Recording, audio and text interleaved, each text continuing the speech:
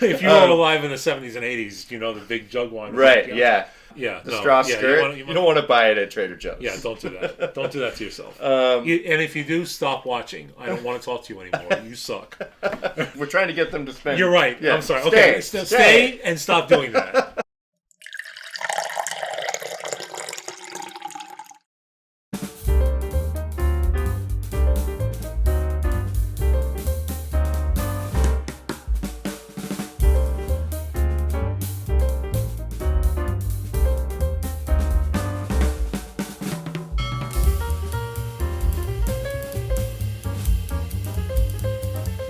Okay, welcome back to another episode of Wine by the Bay TV, or if you're watching the same episode of Wine by the Bay TV. George, Alex, we've been talking about Italian wine labels and not drinking anything. We need to remedy that immediately. So we're going to, I opened this bottle about an hour ago. This is the Chianti Classico 2016. And then we have a couple of bottles that Alex has graciously offered to use the Coravin. So we're going to take a quick minute on how to use a Coravin real quick. I'll do a full episode on that somewhere down the line. And then we'll go into some tasting. So if you want to talk about that Coravin sure, real quick, yeah. Maybe that's the better move. All right, I think it'd be fun to do, let's do the Lisini, because then we can do a side-by-side with the two Sangiovese appellations. Right, perfect. Okay, so this is a tool to pour yourself some wine without taking the cork out of the bottle. That's what it comes down to here. In general, I wouldn't use it for wines that the cork is more than 20 years old. If you were going to do that, then maybe only once. But the idea is that there's a needle here. You can't see the sharp side of it, but it's going to pierce through. Actually, do you want to just put that up Sure, close? yeah. I'll cut a picture in if you can't see it, but that way we have a 365 view of it. Okay. But the needle will pierce through the cork, and then you draw the wine out of the bottle, and then it replaces the displacement with argon gas, which is completely neutral. And the idea there is that it sits on the bottom next to the wine, so that you're not getting more oxidative qualities in the wine. If that makes sense. So, like, the more headspace you have in a bottle, right, the more air is in the bottle, which means that the wine is going to start to age, right? So, and if you have it for that way for too long, then you get vinegar. Yeah, exactly. So really quickly, I see a lot of people, even in the industry, they'll just plunge the needle right through the capsule. I would say if you want to spend less money on needles, don't do that. It'll collapse the point on the needle. Yeah. And the needles are one of the more expensive things about Coravin. And the capsule really doesn't hold that much oxygen back anyway. Like, you're not compromising the bottle, just cutting the capsule off. Right. No, you're not. You know, it's the capsule's a little metal thing. You're seeing more and more producers move away from the capsule because they're just basically wasteful. Now there's a few different types of Coravins. This one in here has a clamp. It goes on top, and you just want the needle portion to be flush with the cork and in the middle, and then you just push it down so that it goes all the way in, and then there's a little button right here. There's a cartridge in here that has the gas that you change. I can't show it to you because actually you can. Oh yeah, it's right there. I do have a backup cartridge right here. This is the argon that goes in there. So it kind of goes in this chamber, and then it injects the gas into the bottle. If you've ever had like an airsoft gun, it looks very similar to a CO2 cartridge for that, but probably for paintball too. So there's a little plunger right here. So that what you want to do is you want the wine to be completely covering the surface area of the cork when you do this. So you don't want to hold it like this. You want to hold it upside down when you start, and then, or at an angle like that when you start, and then you push this down. All right, and at the beginning, you're not going to be able to get very much out because there's not a lot of displacement. But after a couple of pumps, you start to get more. All right, and when you're ready to stop, you just turn the tilt the bottle down. All right, and you're good. And this one, I'll probably be able to get it in one go here, a good taste. Yeah, you're there. All right, and then you just pull straight up, and you're good to go. And with once again, natural corks only. This will not work with a synthetic cork. Or a screw top for that matter. They do have attachments for screw caps now, actually. Do they? Yeah. Oh, that's crazy. Yeah. And one thing you do want to do if you buy a Coravin is get the aerator, because that aerator works. I tried it with Clarence. That aerator changes the game like nobody's business. I mean, for real. And I think it's like $30 or $40. And then the idea behind a natural cork is that it'll reseal around it. So on paper, if I turn this upside down by now, it shouldn't drip. So let's give it a try here. Oh Lord. Oh wow, there you go. There you go. Sometimes it's not perfect, so you get a couple little drops there. So, but in about 15 minutes, there won't be any drop. You can practice moderate drinking and only enjoy 1 or 2 glasses of wine when you open a bottle, rather that would be the best move. Rather than 1 or more bottles, then. Well, the other thing too is you can taste it more. You know, if you slam, by the time you get to the end of a bottle, like your palate can be blown out if you're not having it with food. Sure. You'll get a more enjoyable experience if you can break it up. I would also say, like, instead of buying, you know, if your normal everyday drinking wine is $15, and you drink the whole bottle, maybe spend $30. And break it up. Invest in a Coravin. Yeah, exactly. Have 2 really good glasses of wine a night, or whatever it is, and drink less, enjoy more. Yeah. Now I can smell this wine from over here. Yeah, I know. It's very aromatic. Yeah, it's great. Like it's. Yeah. Do you want me to get a couple more glasses really quick, and we can do a little? Yeah, maybe that's not a bad idea. You can get a lot of aeration in there, but I'd rather be fair. We'll do the Chianti and the glasses, so we don't forget which one. Okay, so the Chianti Classico right there. And this is a cool vintage comparison too, because 2015 was considered a very ripe year in general, and 2016 was considered a cooler vintage. Yeah, I actually looked up the vintage, and they said it was very typical for the region. You know, very mild. You know, not super hot, not super cold. They were happy with the yields. Everything was kind of went according to plan, so that's good. All right, you want to taste the Brunello first, don't you? Hey, let's get the bottle out so they know what we're talking about here. Okay, so what's your preference? I don't care either one. Let's do the Chianti. Okay, so this is the 2016 Cantalici Chianti Classico, obviously from Chianti Classico DOCG. This is not as expressive on the nose as the Brunello is. Oh, there it is. I mean, it's certainly got a little bit of age on it. It's got a little, you get just a tiny bit of that, a little bit of that bricking on there, right? Yeah. It's a nice color. It's what I would expect, I would think. I mean, it's fairly clear because it's, you know, Sangiovese. Obviously, it's not going to be super dark. Most of the time with these wines, you're talking, you're in the red fruited territory. Lots of like Bing cherry. It could get into a black cherry kind of character, but I'm not really getting that with this. There's kind of a scorched orange peel kind of character to it. Yeah, I was just going to say that too.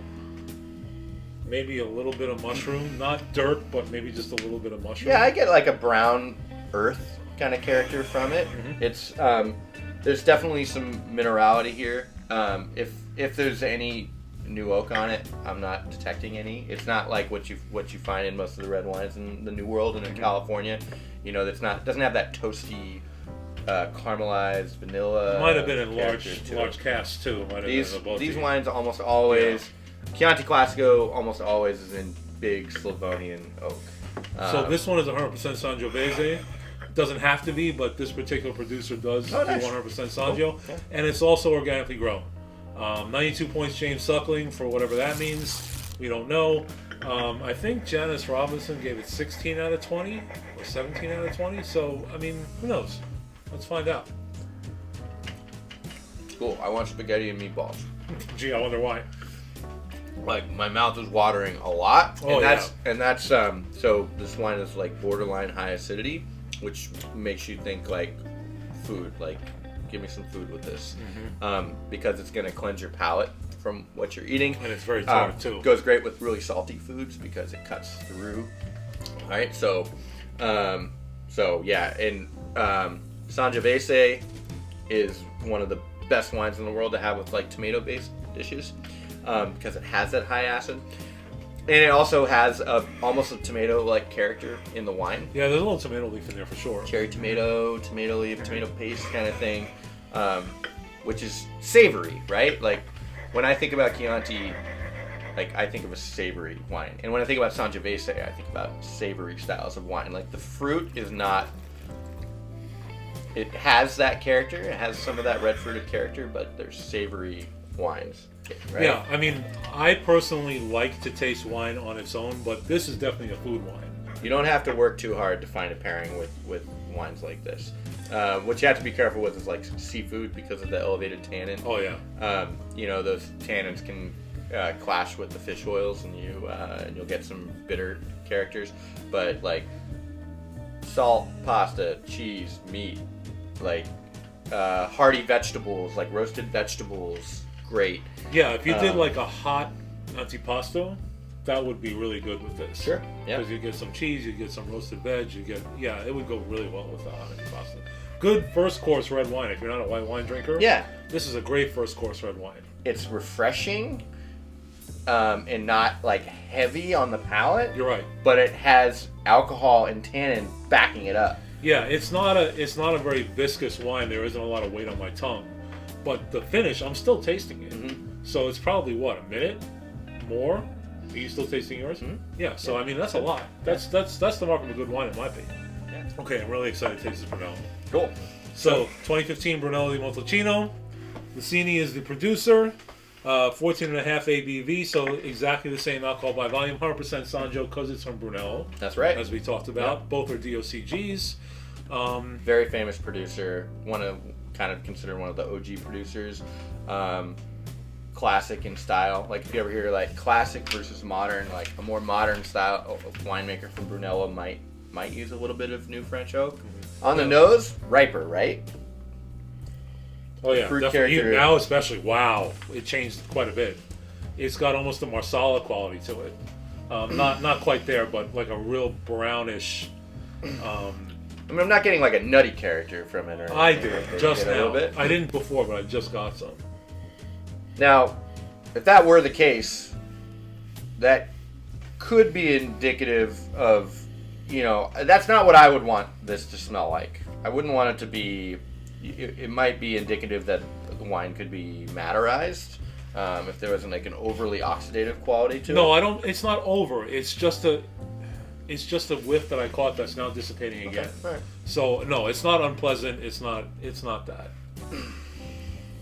I'm still getting a little bit of it, like a toasted something, toasted nuts. Maybe a little hazelnut. The fruit is much riper, and there might be a tiny bit of like a raisin character in there. But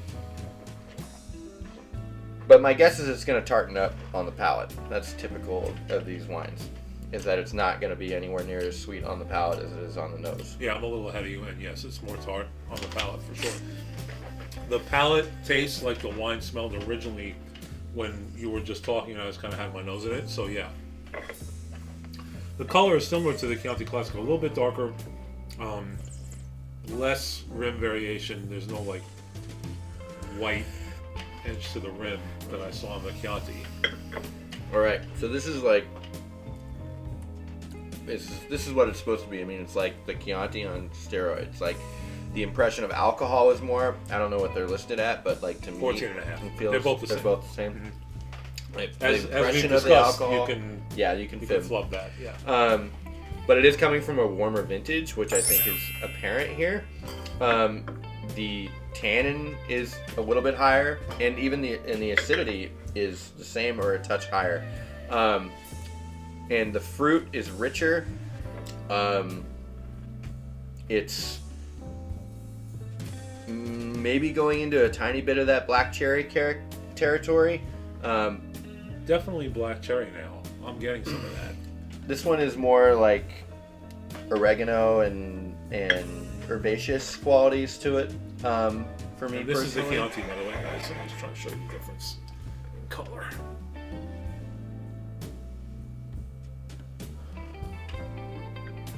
and a little more aromatic, a little bit more floral kind of character to it too. A little more rosy.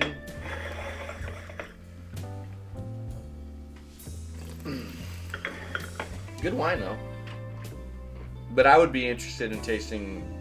This is honestly a little bit heavier handed than I thought it was going to be. I thought it was going to be just a little bit lighter on its feet, but with 15 being a warmer vintage, that might be the case. But it's good wine. It's a very nice wine. Now I Do you don't know remember about what this costs typically? This is probably in the $40 to $45 range. I'll check it out and put the price in the description box for you guys so you can get a look at it. But yeah, I mean, very enjoyable wine. This one is not as dependent on food. But still, it would benefit from food. I think it still needs it, but because the fruit's a little bit riper, like it's a little bit easier to drink. It's not as tart as the other is standalone. Right. Although I don't get as much of the tomato in there as I do in the. I agree. Yeah, and once again, I think that would maybe be indicative of a cooler vintage, and also like just a little bit intense overall the style. Like Chianti is, on paper, Chianti Classico should be a little bit lighter than Brunello. Super tart on the Chianti. Yes. Especially coming back to it after having had Brunello. For sure. Mm-hmm. Yeah. So yeah, tasty wines. But yeah, good juice. For different reasons. For different reasons, for sure. Yeah. And this is typical structural profile for a lot of different varietals in Italy. A lot of different red varietals in Italy. They tend to have this really unique quality of that high tannin, high acidity kind of character to them. It's definitely a structural element from Italy that you don't see from a lot of other varietals and a lot of other places. That's probably true. Yeah. And then also the lack of new oak. Like there's just most of the time they're making these wines in a much more classic style, and they really want the varietal character to speak. If you're dead on with the price, I mean, there's nothing wrong with paying $45 for that bottle. No. But if you want a good wine that you're going to do with food, I stress that this kind of needs food. $15, $16. I mean, all day long. Hard to beat. Buy a case and just shut up about it. Yeah. Just drink it whenever you want. I mean, you're not going to find anything at $15. No, that's going to beat that. It's on point. And be interesting too. That's the other thing. When you're tasting wine, you don't want something that you can just tolerate. It goes down your gullet and then you forget about it. You want something that's interesting, makes you think a little bit. Yeah. Like why does it taste that way? Mm-hmm. What is it about it? Yeah. Why is there a earthy element to it? Why does it taste like tomato leaf and tomato paste? It's that goes together kind of quality that you get from a lot of great Italian wines. So absolutely, yeah. I mean, I encourage you to pair, especially the Chianti, with food, although both go really well. And find these wines, buy these wines, drink these wines. Mm-hmm. Anything you want to say in closing before we kind of get out of here? Plug your homeboy for Finest Reverie. I will leave a link in the description box. There will be a little Chiron thing here with his information. I will do a cut-in of all of his social media. He's got all kinds of stuff going on. He has a YouTube channel, so make sure and visit him there. Alex does not have a YouTube channel, smart man that he is. If he ever does, I will plug it on this channel. And go see him at Alexander's in San Francisco if you're ever there. It is not... We carry this one at Alexander's Steakhouse, and it's one of my favorite wines to sell to people. It's $187 on our list, which I know might sound steep, but if this was a Barolo, the quality of it would probably sell for more like $400. Here, put it right there so you can see it. So, it's a heck of a bottle of wine, this guy here. So maybe we'll taste it in another adventure. Well, I might have to cook something. Maybe you have to bring that to the house. There you go. Cook something. Sounds Make good. it an even trade. All right, everyone. Thank you for watching. Don't forget to like and subscribe to the channel. Hit the little bell icon so you stay in touch with us and get all of our new episodes. We will do Spain and Germany and some other countries as we go. We're not going to do California because you don't need to know anything besides how to read to kind of read California. And that's Alex. I'm George. Thanks for watching, and we'll see you again next time.